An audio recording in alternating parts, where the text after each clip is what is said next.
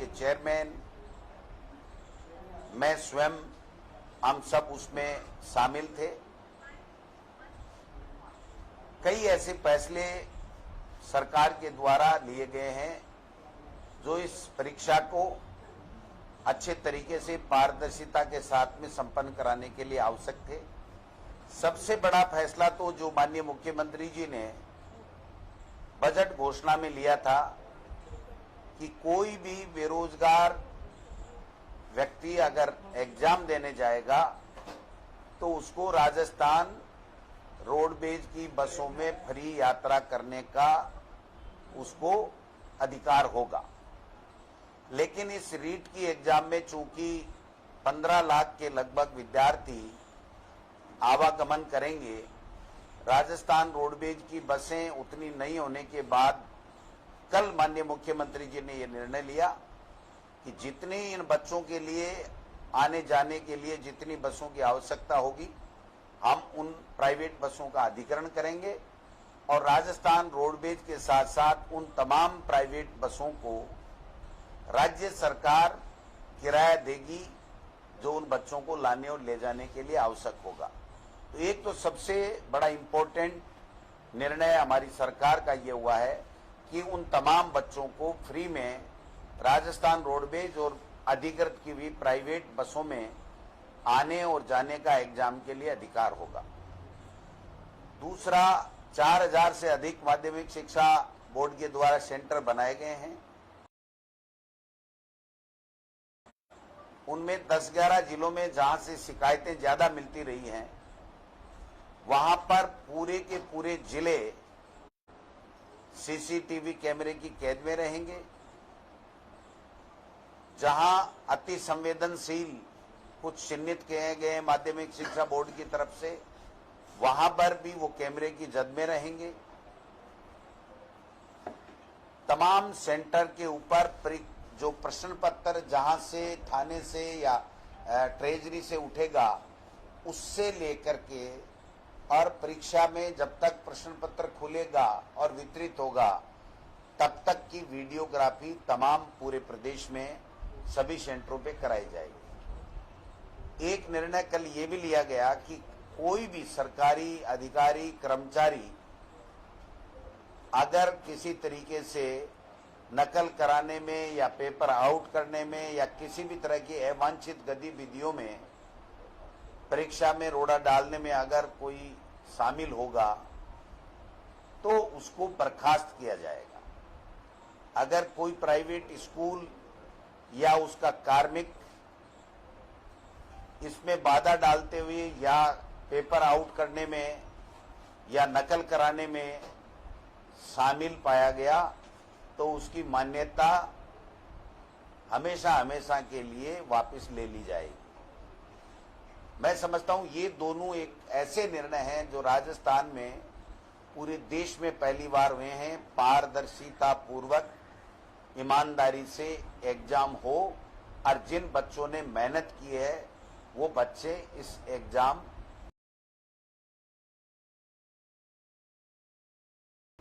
में बैठ करके अपनी जो भी उनमें कैपेसिटी है, जो भी तैयारी की है, उसको वो पूरा कर सके और अपना सिलेक्शन कराने के लिए जो भी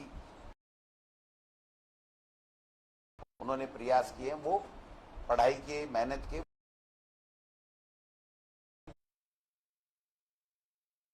मास्क बाहर उतारना पड़ेगा, क्योंकि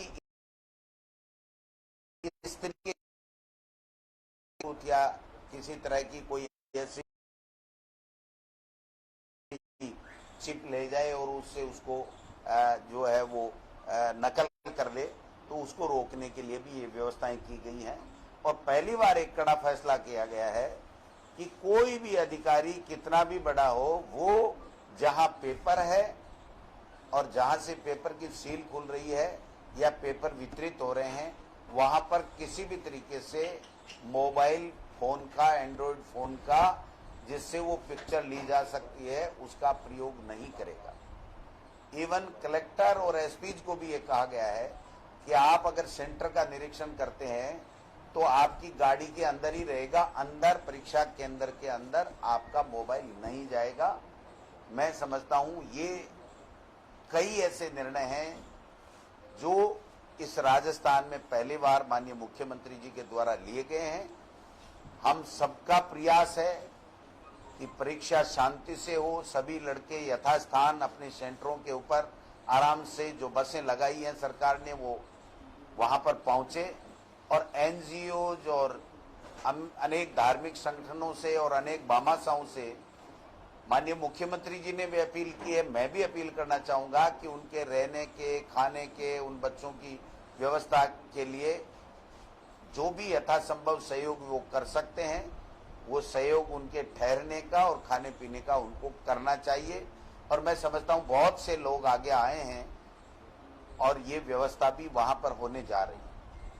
मैं आपके माध्यम से इतना ही कहना चाहता हूं कि राजस्थान की सबसे बड़ी एग्जाम है अब तक की, और सबसे व्यवस्थित और पारदर्शिता से ये एग्जाम हो, इसके लिए सरकार और प्रशासन ने पूरी कमर कस रखी है, कोई कोर कसर नहीं छोड़ेंगे। और मैं समझता हूं कि नोडल एजेंसी इसको बहुत अच्छे तरीके से एग्जाम कराएगी। यही बात कहने के लिए मैंने आपको बुलाया था। सर, इसमें काफी लोगों को भी तकलीफ हो रहे हैं, 2 दिन के लिए लोगों को आने जाने में दिक्कत हो रही है आम आदमी के लिए, तो और दुकान वगैरह बंद करना पड़ेगी, इसके बारे में भी काफी, इसके बारे में आप क्या बोलेंगे? देखिए, नेट का कोई फैसला आज की तारीख में नहीं लिया गया है। वो तात्कालिक व्यवस्थाओं के हिसाब से वहां के जिला कलेक्टर और एसपी ले सकते हैं। असुविधा तो इतनी बड़ी एग्जाम होती है तो होगी, इसमें कोई दो राय नहीं है, आने जाने वालों को भी होगी। और इसीलिए हमने सबसे अपील की है कि जिसको बहुत ही इमरजेंसी नहीं हो वो यात्रा नहीं करे। लेकिन मार्केट बंद रहेगा।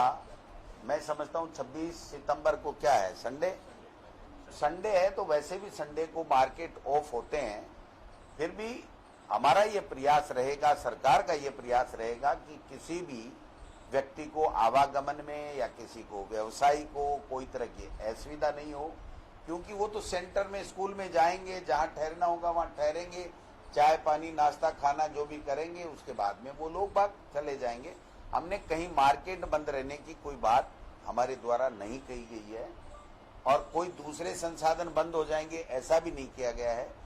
टोल के लिए भी ये कहा गया है कि उस बच्चे को वेट नहीं करना पड़े, तो रीट की एग्जाम के लिए जो भी बसें जाएंगी वो टोल वाला नहीं रोकेगा, और टोल उसके लिए एक लाइन अलग से होगी, वो फ्री होगा, उसका जो भी होगा वो सरकार करेगी, लेकिन उनको वहां पर वेट नहीं करना पड़े, ये व्यवस्था भी हमारे द्वारा की गई। इन बसों के लिए टोल फ्री रहेगा, उसका जो भी व्यवस्था होगी या जो भी पेमेंट होगा वो सरकार करेगी, लेकिन उन बसों वालों को 1 मिनट भी वहां टोल पे नहीं रोका जाए, ये निर्देश भी दे दिए गए। निजी बसों के लिए निर्देश तो दे दिए गए, लेकिन अभी किसी तरह की गाइडलाइन उनके लिए जारी नहीं की गई। देखिए, जो किराया उनका किलोमीटर के हिसाब से चुनाव में और में बनता है, उस हिसाब से हम लोग पेमेंट देंगे।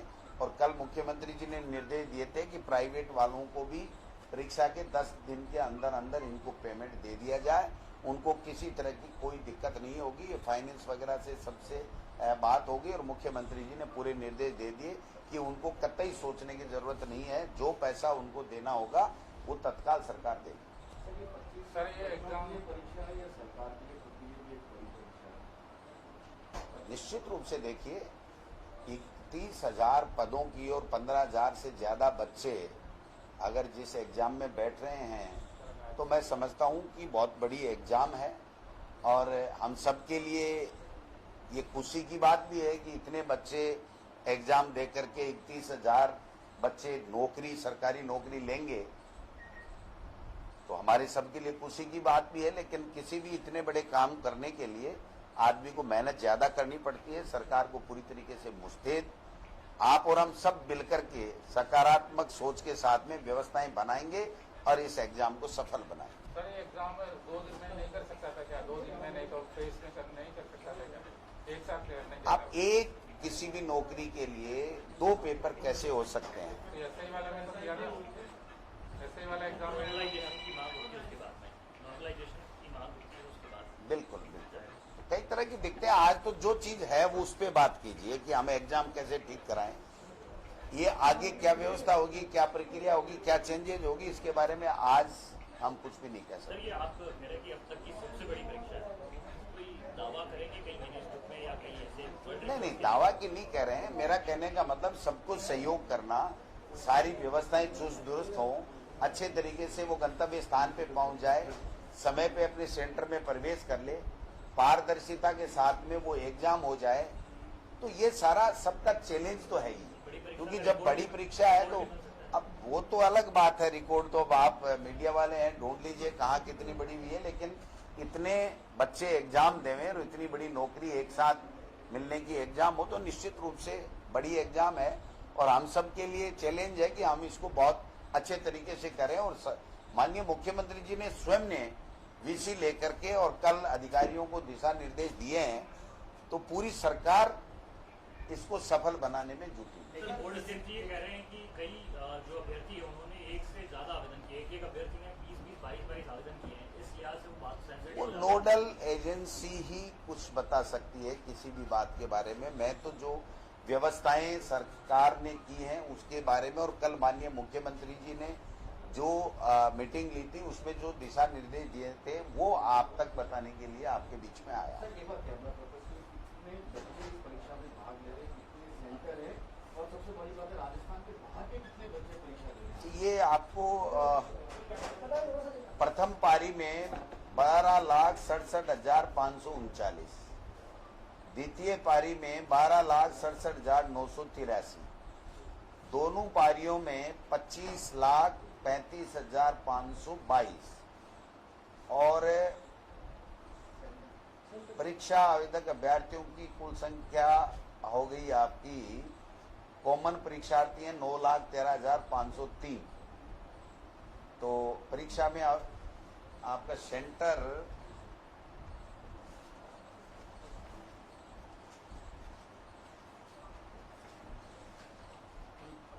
तीन 3,993 परीक्षा केंद्र है। मंत्री जी, लेकिन इसकी सफलता तब की जा सकती है जब सभी 21,000 पदों पर उनको शिक्षकों को नियुक्ति दी जाएगी। निश्चित रूप से देखिए, ये रीट का जो एग्जाम है ये स्क्रीनिंग टेस्ट है, एलिजिबिलिटी टेस्ट है।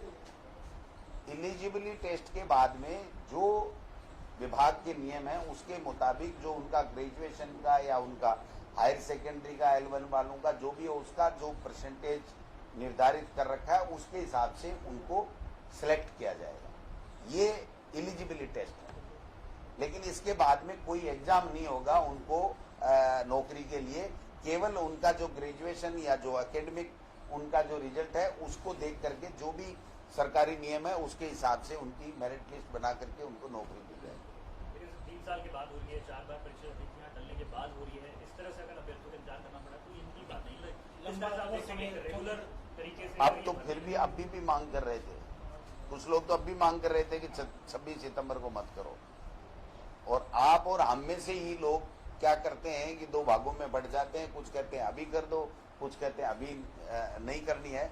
तो मैं तो आप सबसे आग्रह करूंगा कि 31,000 बच्चों को नौकरी लग रही है और बहुत अच्छे तरीके से सकारात्मक सोच के साथ में हम इनका जहां भी जिस रूप में भी सहयोग आने जाने में रहने में कर सकते हैं वो सहयोग करें, जिससे वो यथास्थान गंतव्य स्थान के ऊपर समय पे पहुंच सकें और अपनी एग्जाम दे सकें। एग्जाम के बाद में जो आगे की जो प्रक्रिया है वो कितनी तेजी से काम करेगी, कितनी जगह वो नोडल एजेंसी के ऊपर है। नोडल एजेंसी माध्यमिक शिक्षा बोर्ड है, वो ही तय करता है कब रिजल्ट आना है, क्या आना है, जो भी उनका शेड्यूल है। इसमें सरकार का कोई हस्तक्षेप नहीं रहता। मंत्री जी गाइडलाइन में पॉइंट है जिसपे सीसीटीवी कैमरा के ऊपर काले पर्दे डालने का ये किया, तो उसके लिए स्पष्टीकरण भाजपा ने भी मांगा है, आप भी स्पष्ट। देखिए, आज सुबह ही मेरी निदेशक से बात हुई है कि जो भी प्राइवेट स्कूल हैं उन प्राइवेट स्कूलों में जो सीसीटीवी कैमरे लगे हुए हैं वो ऑनलाइन एजुकेशन के कारण से सीधे के सीधे जो विद्यार्थी हैं उनके अभिभावक और उनके घरों से भी एक्सेस जुड़ा हुआ है। तो अगर वो सीसीटीवी कैमरे चालू रह गए और वो पेपर जूम करके अगर उनके घरों तक चले गए तो फिर वो परीक्षा का कोई अर्थ ही नहीं रहेगा, आप समझ सकते हैं।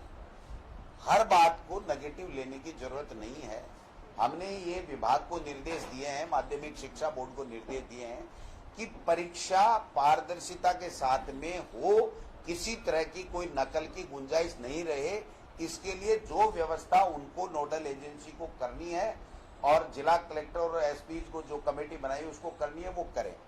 हर चीज हम यहाँ से तय नहीं करते हैं, न हमने पहले तय किया न हम आज तय कर रहे हैं। लेकिन जो बात आई वो मैं आपको बता रहा हूं कि अगर वो सीसीटीवी कैमरे जो प्राइवेट स्कूल ने लगा रखे हैं हर क्लास के रूम के अंदर, उनके सबके एक्सेस बच्चों के पास में भी है, क्योंकि वो ऑनलाइन उनको पढ़ाते हैं।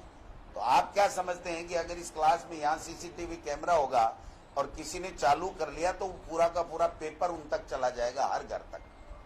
तो इसकी व्यवस्था भी तो करना सरकार की ड्यूटी है। लेकिन जो करेंगे नोडल एजेंसी, जिला कलेक्टर जो कमेटी बनाई हुई है वो करेंगे।